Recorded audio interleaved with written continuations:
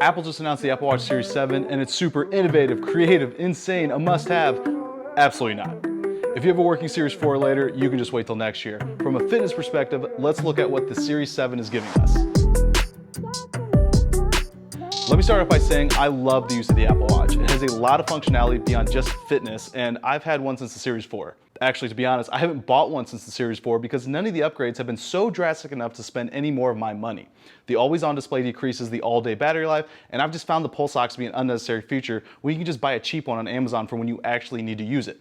But for those who didn't see the Apple event, let's talk specifically on the Series 7 and only fitness because this is a fitness channel.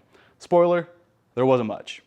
First off, battery life. It's the same all-day 18-hour battery life of its predecessor, the 6, and why is this related to fitness? For sleep tracking.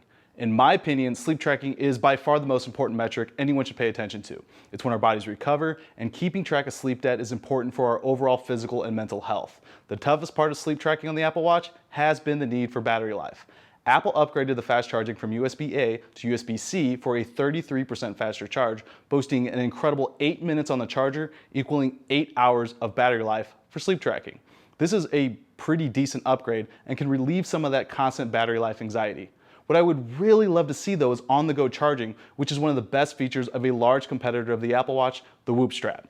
Not just for sleep tracking, but anytime you're using functions of the Apple Watch for an extended period, you really shrink that 18-hour battery life. Of course, we see an upgrade in hardware for more precise activity tracking. There's some pretty cool features that are shown without too much further discussion. One is the ability to track ball distance in golf and swing speed in tennis. It's tough to determine if these are actually going to be specific to just the 7 or something that watchOS 8 upgrades will give to all available devices. There's also a repetitive display of cycling functionality, which for me is kind of a head scratcher because as someone who mountain bikes and cycles on the road, I've never once thought that this was an issue.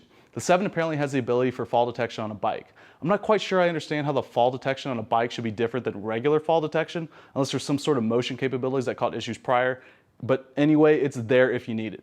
There's also the start and stop detection on a bike that they featured, which I didn't even know was missing. Also returning was a focus on ECG and pulse ox. The ECG has been a feature since the 4, and the pulse ox, as I said earlier, was a feature on the 6. So I'm not sure why this was pointed out unless they were just trying to fill time.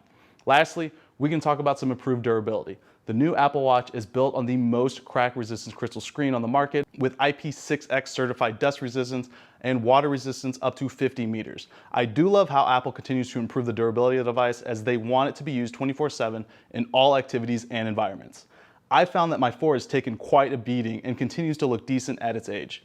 Now, I don't want to sound like an Apple Watch hater. I'm a huge Apple fan and deep into the Apple ecosystem. Their Apple Silicon appears to be unrivaled, and their devices have the best hardware on the market. By improving their hardware on the 7, they can only improve their calorie tracking, which I've stated is the most accurate on the market, and the heart rate tracking, which I've tested personally and shown to be the closest to the gold standard Polar H10 chest strap. Not 100% accurate, but better than all other wrist-worn devices on the market. Now, I understand that Apple has obligations to shareholders to continually create new products year after year. It's just that there's some misses in terms of what I believe they could actually do to elevate it to the next level.